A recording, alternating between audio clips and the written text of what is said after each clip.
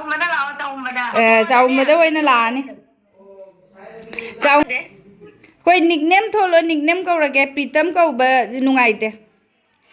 Mami tholo hyro kaurane chupi tholo si. Anh biết là cái này chupi cầu mai mai chị. Lao chupi lao này nè. Chupi lao. Makul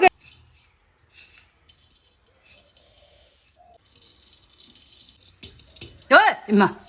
Masa aku phado ba kang de wai hai raga mamai ga noi tho bang de.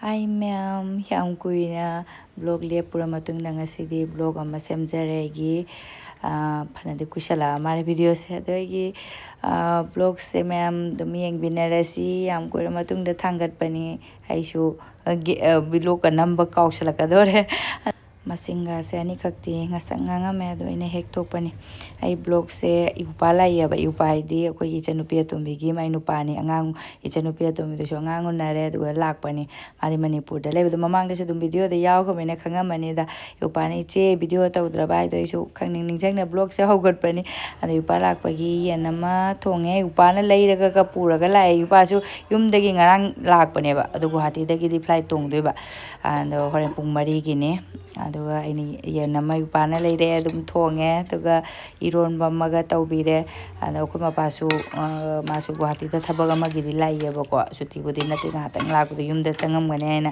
lai masu ai chaksa tho upada haibu payo mangai gine mabai ngai gine na ngai leire adu laga khara chaminare parudi chari pasu la e masu aduga upai thillu drobna ini video calling di chanupi ga wari sanari ni amagi angang su yeng bina singa si di video da hapa ge angang e chanupi angang ahum su bani ba ko chanupi ahan ba nupa ma dum thang nupi han nupa mo no si bam pa yeng bina ra si ina sieng da ba gyan ga da de Mana ngai thok ya mana ngai thok di kara siengan. Leitro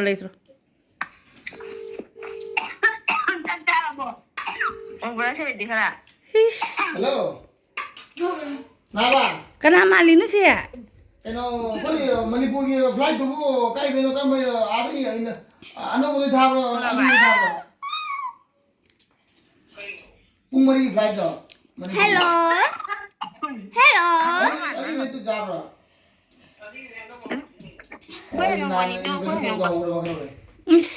Kananum di mali. Kanano chan malai ro lai bakka. Kusinga ne. Kusinga di hai na mama mali ai ma hai na na. Hai ko jara kanalo yo khande hai. Palo ja sala khangare do. Masa aku phado ba kang de wai hai raga mamai ga noi tho bang de. Wamanna noire ni. Saya aku cakap dia pun dia boleh kayak hamba. Minit tak saya macam saya dengan pun jauh sudah banyak kaya mana. Cakap betul tahu ya pak. Ada Goood malas secara. Cuma mikir tak kadang orang mulai sudah mulai terhilang. Nah mereka tinggal itu. Bah. Hakam sale. Aima. Bah. Tapi nama mama ada ini sih. Kamu sale itu. Isis. Mama buka badi na dilang ribo mama buka badi. Maka black di yung ne tum hogole ni kaya na tahu isong ne. Tabla de malu. Acting kan ngere. Ne sawi jam pam ning nge hai. Lao na jawi. Nah. Lao kwet lao. Wamanna lao Wamanna. Wamanna oina laani. Wamanna oina laani Wamanna. Masak si ondoi.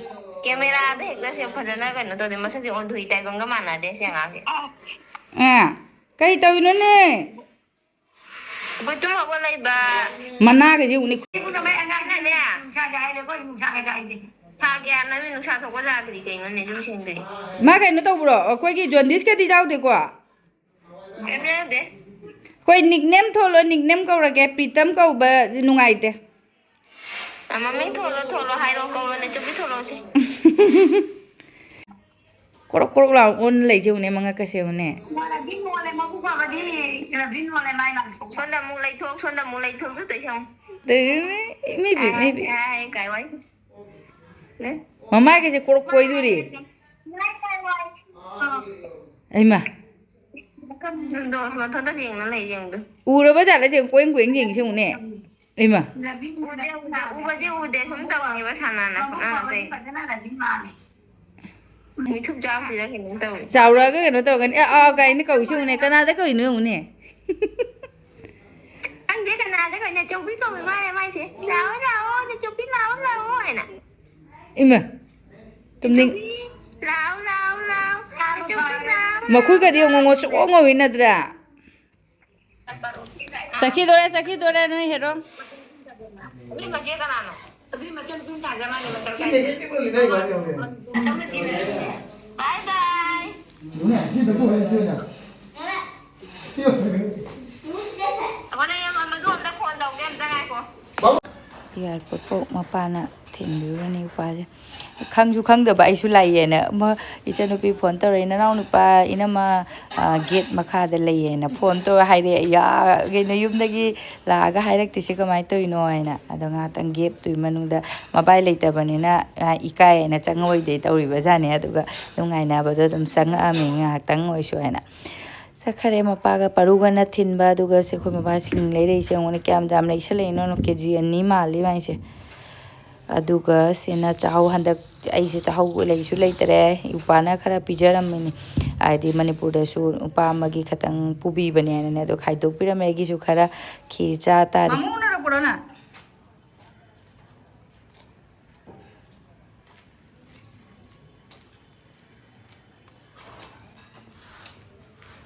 Sonosu school lagi halaga iru tokpalo kremati chicken thongbo bada harau bano ai di chicken ke sam ta chaning dre die ya dre me ami ro laga yerum ta noina chaning ba masala ke ke kya chaning dre ba ana di yen thongba sari mobai moi di chalo re chana gre aduga se chicken thongmo lei masala ga se ubada me am chaning dre iron ba se ga tawraga ina charani paru moi mamona paisa hape me ne ikai do mamo dei lo re habe jadro paru mamo da pinu hai jadro Kay no hai se. Mamo pinu ai ne ning swai kai dra bona. Ha? Kya ka pilo mi ba mamo na paisa? 200 pilo mi ba. Paisa hapam baga ma sigi ning jang ani pigi bank hap chala gyan. Hapo.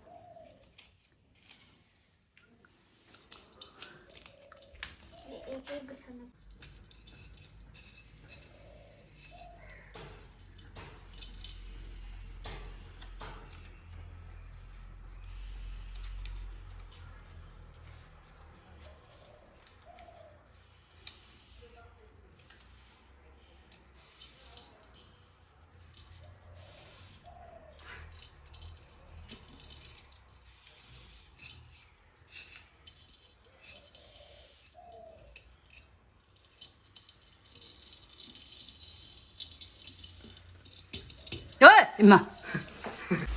Sono mo tuition chat ke dore. School lega tuition le banu mesini ma wajare dum lak baga chak tuition na hale bado yang hang mu puthore yang ne yang se moi kaino ge silong gi jung ge atak poi mar. Aduga ma'am संदाता मैंने इसिंग चाय मने अदुगा गी तिलहौ से सी अमुक चोंगदोरा कदम मतौ मांद्रे कोइ सोनोना spring onion लोइसले मम्मा mummy mama आइदि चानिंगी बा लोइसला आमिना अदुना नौना अमुक थादो गे थाबम सु लेते लेबाक सु लेते मैम आयो लो अंधा गरे लोंथोखरे लोइन अदो ममांग चाहिदसु अइना सुमाइना मरु लोकपदो मरुना थाबदो उइदे अइना लंगजन्ना जेंगमनि ओइदे दुम तिलौ सुमाइ ककपना पैसि मरा जेंगनि येनमगिदि नापाकपिगिदि मरादो कानै सि तिलौगिदि कानाब्रा कानादब्रा खंदे अदो दुम आइदि मागी केनोसे मना चोंथोरक्तरेबको सोनोनासु हेक्ते थेक्तना चाथोकपगे अदो दुम फुक्तोगे अदुगा सिगि लेबाक्सिदा अमुक थारगे ममांगदसिदा जेदलेरे तिलौसे मचा थिरकपनेना बाजार दना हानसे बाजार नुमिता अदो मचादो फंगक्तरे दुम अचौबो ओइना ककाबाइसु अंदो लेबाक्से ममांगदे अइना केनो तौगिबदोनिको जब्रा के हापचला लेबाक कितंग हापखिबने अदो जब्रा सिंगदसु लोइ लेबाकति ओनगरे अंदुगा हंगाम चरासी यावरिसी सिदि तिन नता थारे अदुम मकादा था हापचनगिद्रोबनि जब्रा खरा हापचलगा अदुगा सि लेबाक से तौरगा थाजलनी मना मनी खक यावरिसिदि ꯍꯣꯔꯦꯟꯂ ꯀꯩꯅꯣ ꯏꯔꯣꯟꯕꯗ ꯑꯃꯨꯛ ꯁꯣꯏꯖꯜꯂ ꯍꯥꯞꯄ ꯍꯥꯏꯅꯤ ꯇꯤꯜꯍꯧꯁꯦ ꯇꯪꯉꯥꯏ ꯇꯪꯉꯥꯏꯅ ꯊꯥꯈꯤꯕꯗꯨꯅꯦ ꯑꯗꯣ ꯑꯗꯨꯝ ꯃꯄꯨꯝ ꯃꯄꯨꯝ ꯑꯗꯨꯝ ꯇꯥꯕꯨꯗꯤ ꯇꯥꯏꯀꯣ ꯁꯨꯃꯥꯏꯅ ꯑꯗꯣ ꯃꯔꯨ ꯂꯧꯗ꯭ꯔꯦ ꯍꯟꯗꯛꯇꯤ ꯃꯔꯨ ꯂꯧꯕ ꯍꯥꯏꯗꯤ ꯂꯤꯍꯜꯂꯒ ꯀꯩꯝ ꯀꯥꯟꯅꯗꯦ ꯃꯔꯨꯗꯣ ꯊꯥꯔꯁꯨ ꯎꯔꯣꯏꯗꯕꯅꯤꯅꯅꯦ ꯑꯗꯨꯝ ꯍꯥꯏꯗꯤ ꯇꯤꯜꯍꯧ ꯃꯅꯥ ꯆꯥꯅꯤꯡꯕꯒꯤ ꯀꯛꯑꯒ ꯑꯗꯨꯝ ꯊꯥꯕꯁꯤꯅ ꯐꯔꯦ ꯑꯗꯣ ꯃꯔꯥꯁꯤꯅꯕꯨ ꯌꯦꯡꯉꯨꯅꯦ ꯀꯌꯥ ꯊꯨꯅ ꯃꯔꯥꯁꯦ ꯆꯠꯁꯤꯟꯈ꯭ꯔꯅꯕ ꯃꯔꯥꯁꯤꯅ ꯑꯩꯈꯣꯏꯒꯤ ꯅꯄꯥꯛꯄꯤꯒꯤ ꯃꯔꯥ ꯆꯥꯅꯕ ꯌꯥꯕ ꯑꯗꯨꯃꯥꯏꯅ ꯆꯥꯅꯕ ꯈꯛꯇ ꯑꯣꯏꯔꯗꯤ ꯑꯗꯣ ꯂꯩꯕꯥꯛꯁꯦ ꯐꯖꯅ ꯑꯃꯨꯛ ꯀꯩꯅꯣ ꯊꯨꯒꯥꯏꯔꯒ ꯃꯤꯛꯁ ꯇꯧꯗ ꯌꯥꯔꯣꯏ ꯃꯔꯥꯁꯤꯡꯁꯤꯁꯨ ꯀꯩꯅꯣ ꯇꯧꯔꯅꯤꯗ ꯑꯗꯨꯝ ꯅꯣꯛꯈꯥꯏꯈ꯭ꯔꯒꯦ ꯁꯨꯃꯥꯏꯅ ꯇꯧꯅ ꯑꯩꯅ ꯑꯃꯨꯛ ꯊꯥꯔꯒꯦ ꯌꯥꯝ ꯊꯥꯕꯁꯨ ꯀꯤꯕꯀꯣ ꯃꯄꯨ ꯑꯣꯏꯅ ꯃꯊꯛꯇꯒ ꯀꯥꯔꯛꯑꯗꯤ ꯀꯔꯤꯅꯣ ꯅꯣꯏꯅ ꯚꯔꯥ ꯂꯩꯔ ꯃꯊꯛꯇ ꯅꯣꯏꯅ ꯍꯔꯥꯎ ꯂꯩꯔꯦꯅꯦ ꯀꯥꯏꯅ ꯍꯥꯏꯕꯨꯗꯤ ꯍꯥꯏꯗꯦꯗ ꯃꯌꯥꯝꯕꯨꯗꯤ ꯀꯥꯔꯛꯑꯝꯃꯦ ꯎꯔꯤ ꯄꯣꯠꯅꯤꯗ ꯑꯗꯨ ꯃꯣꯏꯅꯁꯨ ꯁꯨꯝ ꯊꯥꯎꯕꯗꯤꯅ ꯃꯃꯥꯡꯗ ꯑꯩꯈꯣꯏꯅꯁꯨ ꯍꯪꯕꯗꯗꯤ ꯍꯥꯏꯕꯗꯣ ꯊꯥꯏ ꯑꯗꯣ ꯊꯥꯎ ꯍꯥꯏꯌꯦꯅ ꯑꯩꯁꯨ ꯄꯨꯡꯊꯥ ꯊꯥꯒꯠꯂꯛꯄꯤꯁꯤꯗꯗꯤ ꯀꯤꯌꯦꯕ ꯑꯩꯁꯨ ꯑꯃꯨꯛꯄꯨꯗꯤꯀꯣ ꯑꯗꯨꯏꯁꯨ ꯈꯔ ꯈꯔꯇꯅꯤꯗ ꯍꯪꯒꯥꯝꯒ ꯂꯣꯏꯈ꯭ꯔꯗꯤ ꯀꯩꯅꯣꯕꯨꯗꯤ ꯇꯧꯔꯔꯣꯏ ꯌꯥꯝꯕꯗꯤ ꯅꯠꯇꯦꯗ ꯃꯦꯟ ꯍꯥꯏꯕꯨ ꯁꯤꯗꯤ ꯑꯗꯨꯝ ꯑꯩꯅ ꯑꯗꯨꯝ ꯊꯥꯅꯤꯡꯕꯒꯤ ꯇꯧꯕꯩ ꯋꯥꯅꯤꯅꯦꯕ ꯌꯦꯅꯝꯇꯅꯤ ꯑꯩꯅ ꯍꯤꯡꯍꯟꯅ ꯊꯝꯅꯤꯡꯕꯗꯤ ꯑꯌꯥꯝꯕꯗꯤꯅꯦ ꯑꯗꯣ ꯑꯩꯈꯣꯏ ꯃꯄꯨꯁꯨ ꯃꯊꯛꯇ ꯍꯧꯒꯠꯂꯛꯑꯅꯤꯗꯤ ꯍꯧꯒꯠꯂꯛꯑꯗꯤ ꯑꯩꯒꯤ ꯃꯌꯥꯝꯁꯦ ꯆꯤꯡꯊꯣꯛ ꯆꯤꯡꯁꯤꯟ ꯇꯧꯗꯣꯏꯁꯦ ꯀꯣꯛꯀ ꯁꯥꯏ ꯑꯗꯨꯝ ꯊꯥꯅꯤꯡꯕꯗꯤ ꯈꯨꯠꯁꯦ ꯂꯦꯞꯅꯤꯡꯗꯕꯅꯦ ꯑꯗꯣ ꯅꯍꯥꯟꯗꯤ ꯄꯤꯛꯄꯅꯤꯅ 10 ꯑꯣꯏꯒꯤ ꯁꯤꯒꯤ ꯃꯔꯤꯁꯤꯗ ꯃꯥꯒꯤ ꯂꯥꯡꯁꯤꯗꯅꯦ ꯍꯟꯗꯛꯇꯤ 4 ꯈꯛꯇꯪ 9 ꯈꯛꯇꯪ ꯑꯣꯏꯔꯦꯒꯤ ꯇꯨꯜꯁꯤꯁꯨ ꯅꯧꯅ ꯊꯥꯗꯣꯛꯄꯅꯤ ꯅꯍꯥꯟ ꯁꯒꯣꯜꯁꯦꯟ ꯅꯨꯃꯤꯠꯇ ꯊꯥꯕꯅꯤꯅ ꯁꯤꯁꯨ ꯂꯧꯊꯣꯛꯑꯒ ꯊꯥꯖꯤꯜꯂꯅꯤ ꯑꯩꯅ ꯌꯦꯡꯉꯨ ꯑꯔꯩꯕ ꯄꯣꯠ ꯄꯥꯇ꯭ꯔ ꯑꯝꯇ ꯃꯥꯡꯍꯟꯗꯕꯤ ꯍꯥꯏꯇꯥꯔꯦ ꯌꯦꯡꯉꯨꯅꯦ ꯃꯔꯥꯁꯤꯕꯨ ꯌꯦꯡꯉꯨꯅꯦ ꯆꯠꯂꯤꯕ ꯃꯔꯥꯁꯦ ꯂꯣꯏꯅ ꯏꯁꯪꯒ ꯀꯥꯔꯦ ꯁꯤ ꯌꯥꯗ꯭ꯔꯦꯗ ꯑꯗꯨꯒ ꯁꯤꯗꯤ ꯑꯗꯨꯝ ꯑꯅꯧꯕ ꯆꯣꯡꯈꯠꯂꯛꯏ ꯃꯅꯥꯁꯦ ꯂꯩꯖꯔꯦ ꯊꯝꯃꯁꯤꯔ ꯀꯩꯅꯣ ꯁꯤꯁꯦ ꯑꯇꯩ ꯆꯣꯡꯈꯠꯂꯛꯇ꯭ꯔꯤꯕ ꯁꯤꯁꯨ ꯈꯔ ꯊꯥꯖꯤꯜꯂꯦ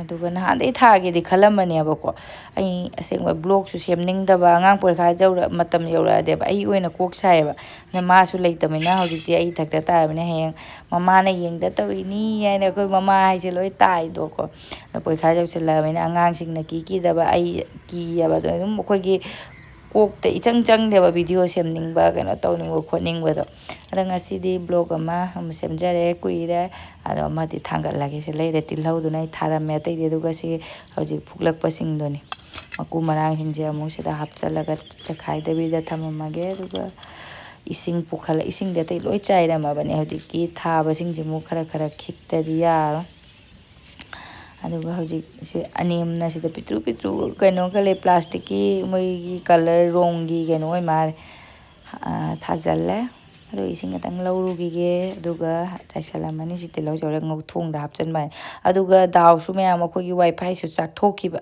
ꯍꯥꯏꯇꯥꯔꯦ ꯃꯣꯏ ꯀꯝꯄꯦꯅꯤ ꯀꯥꯡꯕꯨꯅꯕꯨꯗꯤ ꯄꯥꯟꯕꯕꯨꯗꯤ ꯂꯥꯛꯏꯀꯣ ꯑꯗꯣ ꯄꯥꯟꯕ ꯂꯥꯛꯄꯁꯦ ꯃꯣꯏꯒꯤ ꯁꯥꯔꯚꯤꯁ ꯆꯥꯔꯖ ꯑꯗꯨꯒ ꯃꯣꯏꯒꯤ ꯑꯗꯨꯝ ꯄꯩꯁా ꯂꯧꯅꯕꯒꯤ ꯍꯥꯏꯕ ꯃꯅꯤꯡꯗ ꯏꯁꯇꯤꯀꯥꯔ ꯑꯃ ꯅꯞꯄꯝꯃꯤ ꯑꯩ ꯀꯔꯤ ꯍꯥꯏꯗꯣꯏꯅꯣ ꯈꯪꯗꯦ ꯑꯗꯨ ꯌꯥꯎꯗ꯭ꯔꯦ ꯑꯗꯨꯅ ꯄꯩꯁꯥ ꯑꯗꯨꯛ ꯇꯧꯒꯅꯤ ꯑꯗꯨꯛ ꯆꯪꯒꯅꯤ ꯍꯥꯏ ꯀꯣꯛꯀ ꯁꯥꯏ ꯃꯌꯥꯝ ꯑꯉꯥꯡꯁꯤꯡꯁꯤꯅ ꯂꯦꯡꯕꯒ ꯃꯅꯤꯡꯗ ꯀꯔꯤ ꯆꯦ ꯑꯃ ꯅꯞꯄꯝꯕ ꯑꯣꯏꯔ ꯃꯥꯜꯂꯦ ꯑꯗꯨꯗꯣ ꯂꯧꯊꯣꯛꯈ꯭ꯔꯦ ꯍꯥꯏꯅ ꯃꯥꯅ ꯑꯃꯨꯛ ꯁꯦꯝꯗꯣꯏꯅꯤ ꯈꯣꯠꯇꯣꯏꯅꯤ ꯂꯧꯗꯒꯤ ꯑꯃ ꯍꯥꯏꯖꯤꯜꯂꯕꯅꯤꯅꯀꯣ ꯁꯥꯎꯅꯤꯡꯕ ꯑꯗꯨ ꯄꯤꯗꯕꯁꯨ ꯌꯥꯗꯕꯒꯨꯝ ꯆꯥꯛꯑꯝꯃꯦ ꯑꯅꯧꯕ ꯑꯃ ꯄꯥꯜꯂꯦ ꯁꯨꯃꯥꯏꯅ ꯑꯗꯣ ꯎꯄꯥꯏ ꯂꯩꯇꯦ ꯑꯃꯨꯛ ꯄꯩꯁా ꯇꯤꯡꯉꯨ ꯍꯥꯏꯅ ꯇꯝꯃꯝꯃꯤ ꯁꯨꯃꯥꯏꯅ ꯁꯤ ꯃꯅꯤꯡꯗ ꯅꯞꯄꯤꯕ ꯀꯣꯔꯛꯀꯣꯏꯕ ꯏꯁꯇꯤꯀꯥꯔꯁꯦ ꯑꯁꯤꯁꯦ ꯑꯩꯈꯣꯏ ꯄꯔꯨꯅ ꯂꯧꯊꯣꯛꯈꯤꯕ ꯑꯣꯏꯔ ꯃꯥꯜꯂꯦꯕ ꯑꯗꯨ ꯌꯥꯎꯗꯕꯒꯤ ꯑꯃꯨꯛ ꯍꯦꯟꯅ ꯇꯤꯡꯉꯦ ꯒꯨꯗ ꯃꯣꯔꯅꯤꯡ ꯃꯌꯥꯝ ꯉꯔꯥꯡꯗꯤ ꯑꯗꯨꯝ ꯀꯥꯈꯤꯕꯒ ꯁꯥꯎꯅꯤꯡꯕꯒ ꯚꯤꯗꯤꯑꯣ ꯑꯗꯨꯝ ꯂꯣꯏꯁꯤꯟꯈꯔꯦ ꯑꯗꯨꯒ ꯍꯧꯖꯤꯛꯁꯦ ꯃꯄꯥ ꯆꯠꯇꯣꯏꯅꯤ ꯉꯁꯤꯗꯤ ꯑꯩꯗꯤ ꯁꯨꯇꯤ ꯑꯣꯏꯅ ꯂꯥꯛꯄ ꯅꯣꯡꯃ ꯈꯛꯇꯪ ꯑꯣꯏꯁꯨ ꯂꯥꯛꯄ ꯅꯠꯇꯕꯅꯤꯅꯀꯣ ꯃꯥꯒꯤ ꯊꯕꯛꯀꯤ ꯂꯥꯛꯄꯅꯤꯅ ꯉꯔꯥꯡ ꯅꯨꯡꯊꯤꯟꯗ ꯊꯨꯡꯉꯔꯦ ꯍꯧꯖꯤꯛ ꯑꯌꯨꯛ ꯉꯔꯥꯡ ꯆꯦꯁꯤꯡꯗꯤ ꯉꯔꯥꯡ ꯁꯨꯝ ꯖꯃꯥ ꯇꯧꯔꯝꯃꯒ ꯑꯗꯣ ꯍꯧꯖꯤꯛ ꯑꯃꯨꯛ ꯑꯌꯨꯛ ꯉꯟꯇꯥ ꯆꯠꯈꯤꯗꯣꯏꯅꯤ ꯑꯗꯨꯅ ꯆꯥꯛ ꯊꯣꯡꯕꯤꯔꯦ ꯃꯥꯁꯨ ꯑꯛꯇꯥ ꯑꯃ ꯑꯣꯏꯅ ꯊꯥꯔꯛꯄꯅꯤꯅ ꯑꯩ ꯀꯔꯤꯝ ꯂꯩꯍꯧꯗꯦꯕꯀꯣ ꯉꯥ ꯀꯩꯀꯩꯒꯁꯨ ꯑꯗꯣ ꯅꯍꯥꯟ ꯂꯩꯈꯤꯕ ꯉꯥ ꯍꯥꯏꯇꯥꯔꯦ ꯃꯇꯨꯝ ꯉꯥꯈꯛ ꯂꯩ ꯑꯗꯨꯅ ꯊꯥꯗꯠꯂꯒ ꯍꯦꯛ ꯊꯣꯡꯉꯦ ꯁꯤ ꯃꯆꯟꯅ ꯃꯊꯪꯗ ꯂꯥꯛꯄꯗ ꯐꯖꯅ ꯍꯥꯎ ꯆꯥꯖꯔꯅꯤ ꯑꯗꯣ ꯃꯣꯏꯒꯤ ꯁꯣꯅꯨꯁꯨ ꯉꯁꯤ ꯀ꯭ꯂꯥꯁ ꯂꯩꯇꯦ ꯁ꯭ꯀꯨꯜ ꯂꯩꯇꯦ ꯁꯣꯅꯨ ꯄꯔꯨ ꯃꯄꯥ ꯆꯔꯥ ꯋꯥꯠꯂꯤ ꯑꯗꯨꯒ ꯑꯩꯒꯤꯅ ꯆꯥꯒ ꯕ꯭ꯔꯥꯎꯟ ꯕ꯭ꯔꯦꯗꯀ ꯇꯧꯔꯒ ꯆꯥꯔꯦ ꯆꯥꯛ ꯆꯔꯥ ꯋꯥꯟ ꯂꯣꯏꯔꯒ ꯑꯩꯈꯣꯏ ꯃꯄꯥ ꯆꯠꯈꯔꯦ masu chaning de moi Guwahati dagi Shillongase Shillongde Guwahati gase akoi iming thong haidra maning yena khaidra dumai tawre anga tandani chatli je wadabra khangdeba ai oi khwangana ni pung ani gatang lambi ni haisu bike thau chatpa se waduineba aduga masu canteen dagi ma lobiramani mana canteen dagi ai se cha lepage aina tawbani ado cha yam thaktrabani aba ko fatte fatte so haina badu adi ado han ga oisala bida kisala amna cha ga thakpa ado muk sangomani lau thamama bani na se thakte yadre baba muk thakningani ngarang yang hang se loi chai leire ga ai se phi se phau phi khara lei se sudok pani phaudo ga paru ai lari ga muk tawhallage paru se paru su kaino ma sonu gi na heng February date 18 dagi ni aduga paru gi su nong ni matu dum oidoro bane aduna jang na pi hindi se lailu haiba tare kang bati dum lai ko aduga I bada koi gi akaru karsi am soigale ba koi sonu ni am soiri se ado paru de amung noguri bani na dum macha masuni na kasumbudi soibudi soide adu su aina mark to kak aning da bagi ko bar ihandana thambani kaino hijang napi gi maming hijang napi maming ihan mani mangonda ado maso loina budi phadoe ado su angang ni na ko mum lan bu su yawe ba duna aina kaudana ba dum ama tawringe da ama hekta kaino tawre ba soe ba hijang napi maming lei gi maming ai de ko gi fruits maming sagi maming ke tawrak pa se da ulta ga irak pa su yaure ni paru ano kap magi pencil sa machin khara kano tokak tramare dana writing se ko paruna ai bota ka ko khala ka dori mi masu ari jang na pigi maming se nipan ka wera mane ithok